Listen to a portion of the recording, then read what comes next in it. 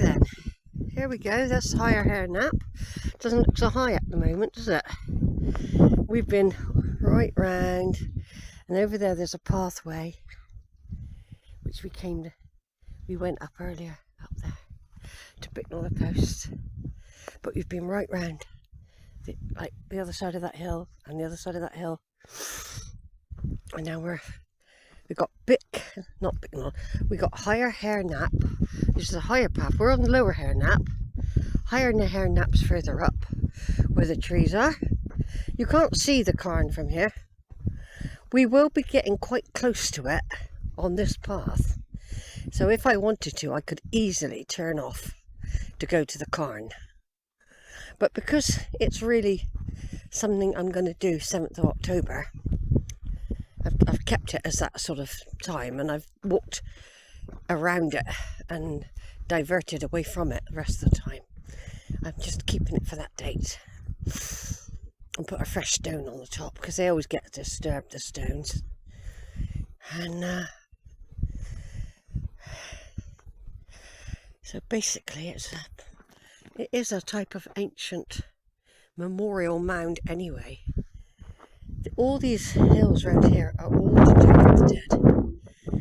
We're just really in one giant graveyard here. All linked up by quantox pathways on a living stream. I think we're going to have to walk through some burnt area by the look of it. That'd be interesting. Now, you see that valley going down there? That takes you down into Somerton Combe, and you can walk back up to Holford that way. There's lots of tracks, and I've done that. I've been up it and down it, but not today. Today we're going to gently walk round the Cairn Hill, the beacon, and then we're going to join a path, and we're going to head back down to our beautiful Holford Green. And then drive home, stopping at Sainsbury's in Bridgewater to buy something to eat for dinner, and then go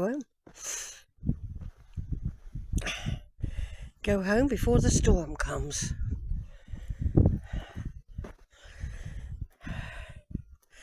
And of course, there's been lots of football on, because it's qualifying and friendly matches that England have been playing, just friendly. And England men, I'm not surprised they got beaten. I call them the plodders now. They just cannot, they're not fit enough to play against fast teams. And Senegal yesterday were the first African team to beat England. Do you know that? So they were really celebrating, Senegal. 3-1 I think the score was. And right from the beginning I was supporting Senegal. I was disgusted at England, how they played the other day and yesterday. They're truly unfit.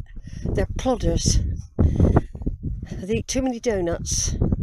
And they don't look passionate when they're playing.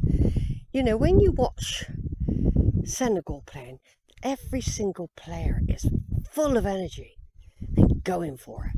England, oh, tap here, tap there. Right then. I'm walking at the base of Hare Knapp on lower Hare Knapp. Down there is the path to Somerton Combe. Look at that beautiful combe. Look at that. Isn't that flipping gorgeous, everyone? What a lovely walk I'm having. But this is deliberately burnt, I think. They do it on purpose. It's sterilise the soil. There's all sorts of reasons they do it. Kill the ticks off. You know. Sometimes it's because somebody's dropped a fag mine. So, but they do. I know they do deliberately burn. They do deliberate burning. It's got a name. Can't never remember it. Not hurling, but it's something like that. Yeah, they do it. They do it on the quantox. It's known for it. Further up there is a Hare Knapp pathway, but we selected the lower Hare Knapp today. Probably brushing against ticks as I go. I've got no idea till I get home, but I have put spray on. They're all over my shoes.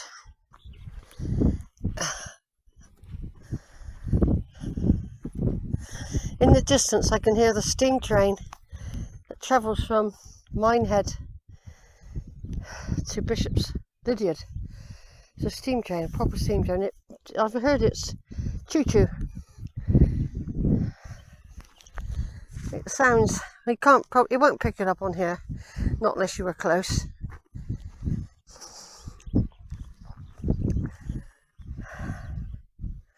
So the other side of that hill is Shepherd's Combe and Hodder's Combe, the other side. Not the distant one, but just that over there and down.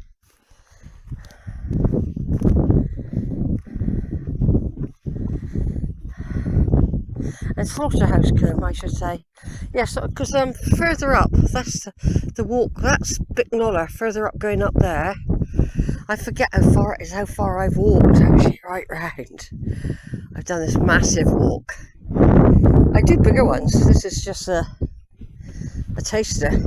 But I won't be doing like really big ones for a while. I'm still got to let my heel heal.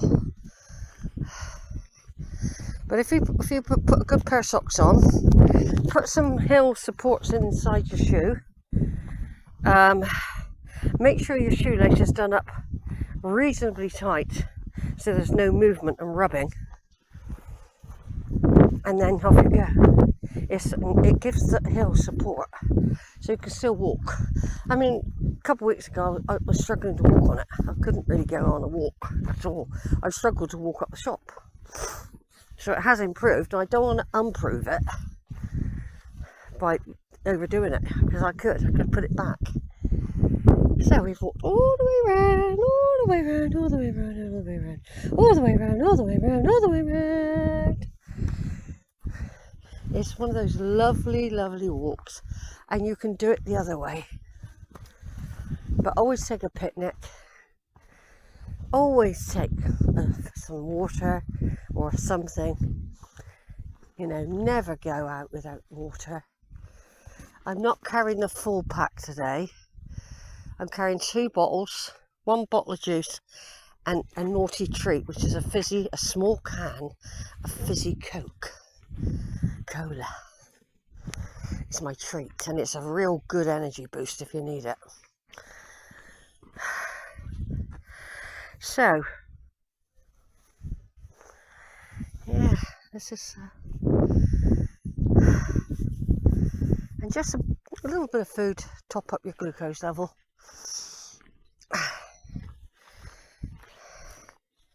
Some people, what they do, they might take a little bit of water, but they walk to a pub or something. Now, I would never go out and walk, say, to West Bagburgh and eat a big dinner and then have to walk up Stout Hill after a meal. No way. No way. People do though, they go and stuff themselves and have to walk afterwards. Some people can do it, they don't get indigestion. My beautiful land, my beautiful, beautiful, beautiful Quantocks. I can't imagine living anywhere else really, although I think, oh, it'd be nice up there, it'd be nice here. Cumberland's nice. Cambridge and Suffolk. I'm still learning about Lincolnshire. But I don't think we'll beat this, not from my point of view, because I've been coming since childhood, early childhood, before I even had my big teeth, you know. Now, if you want to go up to the Cairn now, there's a couple of tracks that you can get up. The Cairn is up there. We're walking around it, right? But if you want to get up, otherwise you'd have to climb up. It's just up there. The stones, the pile of stones.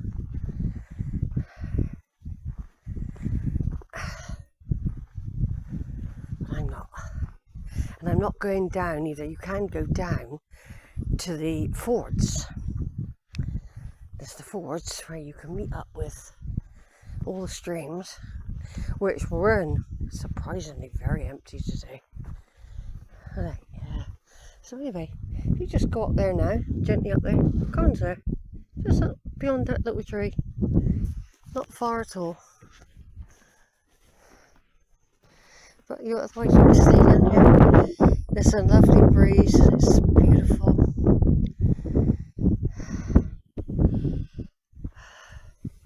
You just got to get on the right path. Just keep carrying on this one. It sort of dwindles out the path and then it forms lots of little paths that the sheep have made. But if you keep the higher one up like I'm doing, we should in theory get out. So I don't want to go down, you see. That's not the plan. And soon we'll have views of Hinkley Point. We'll have views of the memorial trees. And if you look right over there, I climbed up that bit earlier to Bicknell Post and then walked all the way around. Lovely. Not fast. I'd be classed as a slow walker at the moment. And I see these people out my age and older. I mean, they're so fit.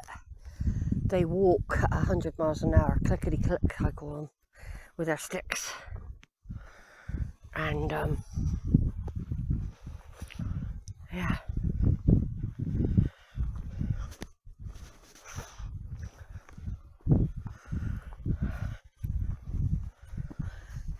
And lots of gnarled trees bending to the wind. Looking forward to the rain coming later, and they'll absorb as much as they can because we could have drought coming. Every time it rains, these plants that live up here, down there it's lush. You get lots of water down there. Bet those people are on the Cairn. Red jumper. There they are. Right, we're coming into view of the sea now, of Kilve, East Quantop's Head, Hinkley Point, Steep Home and Flat Home, the Wells coastline over there from W-A-L-E-S, Wells. There's Steep Home right in front of us there. I'm going to turn off now and take a photo. Right then, I've got the map beater to put out. Well, it's not a map beater, it's a fire beater. Behind us, the Dowsborough Hill Fort that I talk about a lot, that I've been up and down in the past year. There's the Beacon Hill here with the Cairn in. I can't see the Cairn today, it's not sticking out at all, but if I'd been up there I probably would have noticed what shape it was in. So it changes shape depending on how people put the stones on top. So we've had a nice walk, decent sized walk. It's 2:15. I've been out for 4.5 hours walking now. So it was 9:45, 10:45, 11:45, 12:45, 1:45, 1:45. Yeah, 4.5 hours. It'll be 5 easily hours of walking, almost non-stop.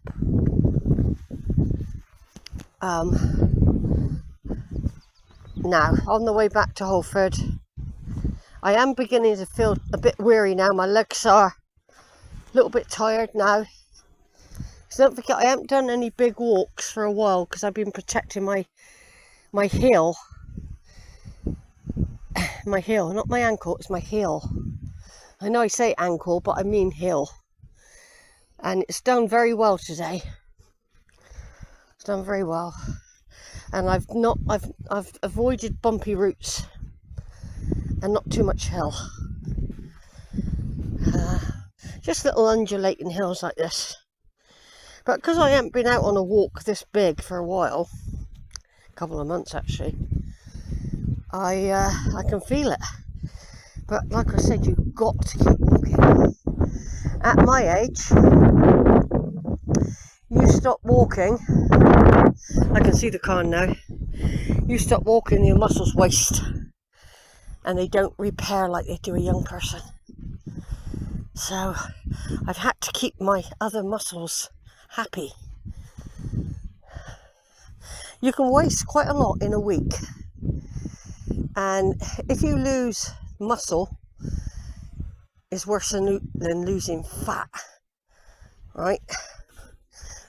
Muscle's harder to replace, and that's why I get urges for meat. Meat is a good muscle restorer. Carbohydrates are a good fat restorer. So I'm going to Sainsbury's on the way home, and I'm going to get myself some meat. I think I got some Brussels sprouts. Yeah, meat. I can see the car now, yeah. Yeah, we didn't have to do it today. I'm keeping the Cairn for October. There's Steep Home right in front of me, which I've been on. I tell people every time. I went on that 13 years ago now. It's gone so quick. I wanted to go out again, but not on a rib boat with a good camera. I'd like to have gone out there again, but I wouldn't risk it now. Not now. Not on a rib boat, no way. Done enough damage to me the first time, and to others. It wasn't just me. It was horrendous.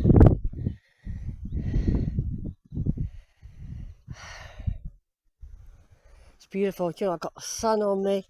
I've rolled up my sleeves right up above my shoulders, feeling the sun on my skin, on my neck. My body feels cozy and warm. I haven't got my hat on. I did have it on, but I don't feel the sun's that strong. Over there we got the plantation, the memorial trees to the people that fought in the World War. Second World War, I think it was. They've each got a tree, and people that, I don't know if they all got killed or whether, I've never really known if it's just the people who fought in the war. I don't know. Usually they put them there if they've died. It's lush though, isn't it? Because all these combes are full of lively streams, although sometimes they're reduced to a trickle. But it's lush. Absolutely lush. But there are areas like some of the copses where there's no stream. Some of those trees have suffered quite a lot, and they've dried out and broken off and died. I've seen it, some big trees. They just haven't had the water. Because it was a dry winter, to be quite honest. And if you look at the ground, it's bone dry. Right, it is dry. There's no mud. These trees will be welcoming the storm that's coming across the Atlantic as I speak. It's racing across towards us from about 6 o'clock onwards. I'm going to avoid it, you know. I'll be back home. It's supposed to rain tomorrow. I think it's a big storm, and I'll be glad that the trees are getting a big drink, and all the other plants and the animals. It's funny, I haven't seen a deer. Normally, when I say that, a deer will appear at the last minute. Quite often, even right near the car park, I've had one turn up.